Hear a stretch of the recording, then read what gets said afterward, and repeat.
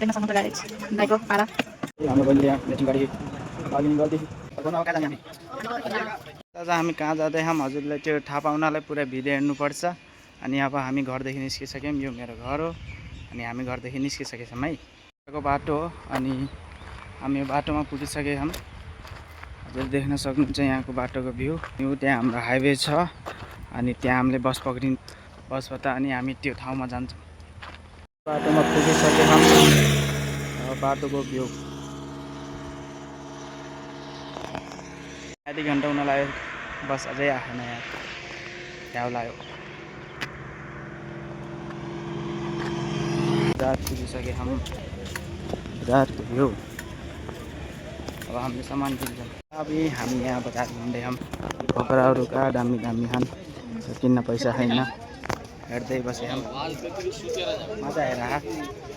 अरू भन्नु अब कहाँ जाने हामी कपडा किन्न जाम कपडातिर जाम, कपडा सेक्सनतिर। ए हाम्रो बहिनीले यहाँ म्याचिङ गरी बार्गेनिङ गर्दै मान्छे अरे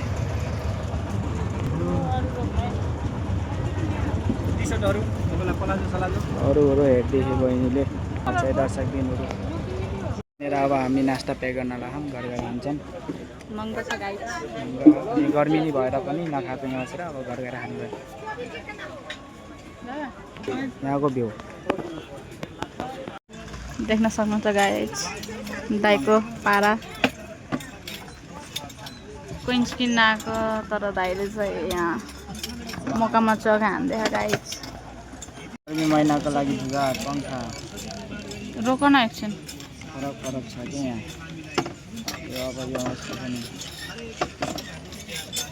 पङ्खा मन पर्यो अरे, बहिनीले किन्ने अरे।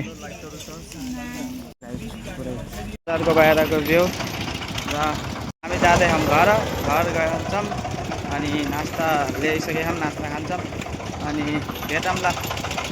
बहिनीलाई र हावा खाँदै पङ्खाको हातको एक्सर्साइज पनि हुन्छ। यतिलाई 100 रुपियाँ गाइज, पङ्खाको हावा खाँदै यस्तो घाम लाख पसिना आह हावा के भन्ने गर्मीको बहुत।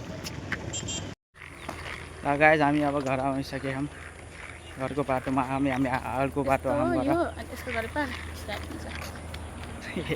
हामी घर पुगिसके हम अनि हामी लाहम नास्तामा यही हो। अनि यहाँ समोसा मोटर खान्छौँ, खाएको चाहिँ नदेखाउँला, भेटौँला अर्को ब्लगमा।